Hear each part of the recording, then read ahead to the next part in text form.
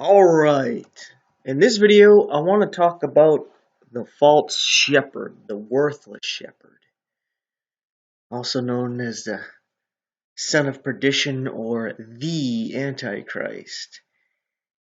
And I made videos talking about the prophecies in Daniel and Revelation, but I wanted to get into an actual Catholic prophecy. So even though I am completely anti-Catholic, that does not mean that I don't think God has people in the Catholic Church and even uses Catholics to reach out to other Catholics and other people. You got to be humble like that. You can't think you're above anybody else because you're closer to the truth than somebody else. God is no respecter of persons. So you need to take that into consideration. So what I'm getting in here is this guy. I think his name is Malachi Martin. I'll just call him Malachi because I'm not sure if he's actually last name's Martin there, but he's a prophet of sorts for the Catholic Church, and he was able to predict all the popes in order and their names that they would pick. And he was correct. According to his prophecy, there's only one left, and it's Peter the Roman. Right? And this is what is said here from this Malachi guy. He says, "In the final persecution of the Holy Roman Church, there will sit Peter the Roman, who will pasture his sheep in many tribulations. And when these things are finished, the city of seven hills, Rome, will be destroyed, and the dreadful judge will judge his people." Right? So, I found this to be very interesting because this actually coincides with biblical prophecy. And that's why I actually give it some credit here. Because in Revelation, we read about there being 7 kings, 5 were, one is, and one is yet to come, and will continue a short space, and then there's an 8th that's of the 7, right?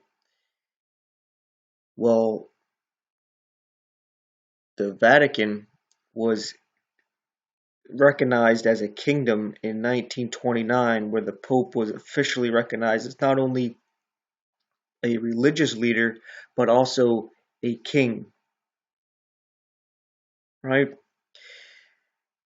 And from that point, we've had 7. We're on the 7th here with this Francis fella. And all that is left is this Peter the Roman, right? And you notice how he refers to him as pasturing the sheep. He's being a shepherd, right? And in many tribulations. And that Rome is going to be destroyed, right? And he's a Catholic. That's why he sees it as a final persecution of the Holy Roman Church, right? But when we get into Revelation, we see how this is all played out. In Revelation chapter 17, we are told about a harlot, right? And the angel tells John that the mystery of this woman is that the 7 heads are 7 mountains on which the woman sitteth, right? It's this great city. And that's what we see when Revelation 18 comes around and Babylon is fallen, right? Because she has become the habitation of devils and the hold of every foul spirit and the cage of every unclean and hateful bird, right? All the nations have drunk the wine of the wrath of her fornication. And wine is teachings, and her teachings are fornications, and that's not necessarily a literal sexual thing. It can be, but it's also a mixture of your heavenly doctrine from God with earthly man-made doctrine. Is just a quick example, right? And it goes on here and talks about what city is like unto this great city, right? There's no other city like this. And it talks about it being destroyed. In 1 hour, all these plagues are poured out on her because she's been judged. And you can tell this is a church because it calls her a woman, but a harlot because she's not being faithful to God. And the light of a candle shall shine no more at all in thee. And we read earlier in Revelations chapter 2 and 3 about the seven churches each having their own candlestick, right? This one is like, no, your candlestick not going to shine ever again. She's been judged, right? And God calls his people out of Babylon, right? So that they're not partakers of her sins. And this is exactly what this fellow is saying. He's saying that the city of seven hills, Rome, will be destroyed, and the dreadful judge will judge his people, right? So Babylon, the Roman Catholic Church, the continuation of Babylon, as we see in Daniel, we got Babylon as a head of gold, and then Babylon is taken over by Medo-Persia as chest and arms of silver. They become Babylon. Then Greece takes over Medo-Persia as the belly and thighs of brass, and they become Babylon. And then Rome takes over Greece and becomes Babylon with the legs of iron. And then at the end, the iron mixes with clay, and clay represents God's people. And that's where we get the Holy Roman Empire. That is the last kingdom before God actually destroys the whole statue and returns. And people don't think Rome has a big influence, yet Roman law permeates the world. The law of the sea that has to do with trade and commerce is all under the authority of Rome. If you knew this stuff, all this stuff in Revelation 17 and 18 talking about this woman and her destruction all makes sense. But anyway, let's get back into the actual shepherd here. In Zechariah chapter 11, at verse 15, it says, And the Lord said unto me, Take unto thee yet the instruments of a foolish shepherd.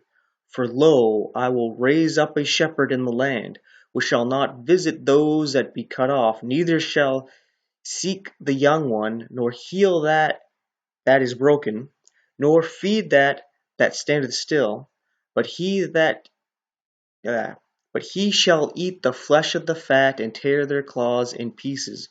Woe to the idle shepherd that leaveth the flock! The sword shall be upon his arm and upon his right eye. His arm shall be clean dried up, and his right eye shall be utterly darkened. Right? This is very interesting because it ties into what this Malachi guy says about this shepherd here pasturing the sheep in tribulations, right? This is referring to the actual Antichrist trying to be the shepherd to the sheep, right? He's taken the place of Jesus as the shepherd, right? And there's something interesting about him where we're told in Revelation about this beast receiving a deadly wound and yet being revived. This here is detail about that deadly wound, and we get types of this through history.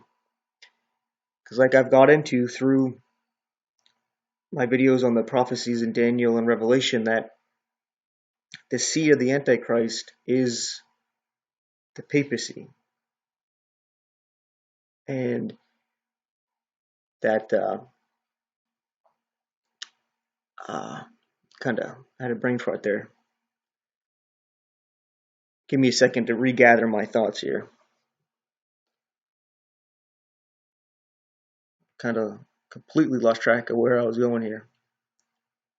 Oh yes, the history keeps giving us this being played out over and over, such as the Vatican is actually the seat of the Antichrist, and in 1798 it received a deadly wound to the head of the church, right? They call the Pope the head of the church, even though it's supposed to be Jesus. And Napoleon arrested the Pope, and it was about, I don't know, was it 5 months, 5 years that he was taken out? I think it was like around 5 years or so. And then the Pope is reestablished. So we get an example of a deadly wound that heals. Again, I think it was, what is it, John Paul II or what have you. There's an assassination attempt on him, and now the head of the church has to go around in a bulletproof little buggy so that don't happen again. But we know that it will happen again. That was just a type. This eighth king looks like he's going to get shot in the eye maybe, and it causes some kind of damage where he can't even use his right arm. But then he is revived, and the whole world wonders, like, how is he alive? And of course the false prophet's going to be lifting him up and what have you. And I wanted to get real quick into this in John chapter 5, verse 43. It says, I am come in my Father's name, and ye receive me not. If another shall come in his own name, ye shall receive him. Him you shall receive, or will receive. Anyway, this is exactly what we see through history. Israel, again, is a type of the church, right? Israel, they have a high priest set up, and he gets to dictate what is doctrine, what is not, right? But he was obviously wrong. Jesus came, and he corrected the church, but the church put him up to be crucified. Now, the church has a high priest that they call a pope, and he does the same thing. Israel would kill the prophets, the Catholic Church would kill the saints. That's what we get into in Revelation 17:18, which this Catholic prophet actually refers to this city of 7 hills, Babylon, as Rome, and that they would be judged. And that's exactly what it says, that they're judged, and the angels actually rejoice that they get what they deserve. Now, something interesting about this that makes it seem like it's even closer is I was checking out this lady's videos. This I thought was interesting, that's why I left it up. It says here, on April 30th, 1922, Pope Pius XI said, you know that I am the Holy Father, the representative of God on earth, the vicar of Christ, which means I am God on earth. And that's exactly what the titles and everything point to about the Pope, and that's why there's a lot of people that call the Pope the Antichrist. He's blaspheming, he's claiming himself to be the Messiah, the vicar of Christ. He's Christ on earth, so the Messiah on earth, and he straight up says that he's God on earth. He calls himself the Holy Father, which there's only one, which is God in heaven. Right? And it's completely blasphemy. He's claiming to be God, and even claims to be able to forgive sins, right? And only God can forgive sins. And people follow this. They're following a man as God. So that's why the church is going to be judged, and why whatever's coming its way is going to come its way. And you got people like me who've been warning people, because I know there's a lot of Catholics who don't know about stuff like this. And it's because they're kept intentionally ignorant, because Catholics are generally born Catholics. They don't convert. And when they question things as children, they're usually told to shut the hell up, right? We're taught not to question, just to go with it. Like, who are they, right? And it sticks with them for the rest of their life, for the most part, unless God works a miracle on them. But anyway, I was checking out her videos, and she had a video. Let's see if I find it, where she visits Israel. And it was interesting. She was showing some pictures and videos or whatnot, and talking about her experience there. I don't know if I'll find it. If you want, you can check it out, or if I find it, I'll post it in the link, I suppose. And there's a lot of Catholic stuff in Israel, pictures and banners of the Pope and all this praise of Catholicism, and the Jews don't quite like it. The influence Rome has there, but it's like the same thing that was going on in Jesus' time, right? And she was saying that the people were upset that the Catholics are doing some kind of illegal digging and drilling under the ground. And she made the comment saying, well, it looks as though they're digging under the Temple on the Mount where there's a mosque. And the Jews, they want to build their temple there, but they're not going to destroy that mosque because it would start a jihad, a holy war with the Muslims. So they're not going to do it. But if it's destroyed by an earthquake, then they could rebuild it. And if they could rebuild it, then they could start up the sacrifices. Then the Antichrist can come in and claim to be God in the temple, right? All that stuff. And it didn't really click to me until I was listening to this Peter Ruckman guy. And in passing, he mentioned that, oh, this mosque, I could imagine, God just destroys it with an earthquake so that nobody can complain. Nobody can say anything, and there's no war going to break out because God did it. And I saw the connection there, and I was like, you know what? Maybe that's how they're going to do it. We're going to see some earthquake that destroys that temple, and they set up the Jewish temple. And yeah, I thought that was pretty interesting. And it makes sense because this Antichrist is going to make a covenant with the Jews, with Israel. And what nation is going to make this covenant? Well, it's going to be the Vatican. They're going to use their influence and power to